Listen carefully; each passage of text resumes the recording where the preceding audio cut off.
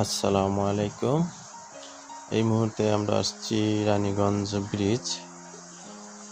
তো আপনারা দেখবেন, এই শেষ পর্যন্ত আমরা যাব।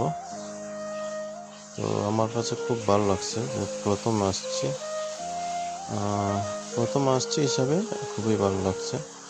আর এখন সকালবেলা কিন্তু এই জায়গাতে মানুষের ভিড় কম থাকে, তার জন্য আমাদের এই জায়গায় কোনো মানুষ দেখা যাচ্ছে না এবং মানুষের ভিড়ও কম। যাই হোক, এই যে আমাদের সামনে টমটম, এটাকে সেলফি বলতেছে, সেলফি বলে।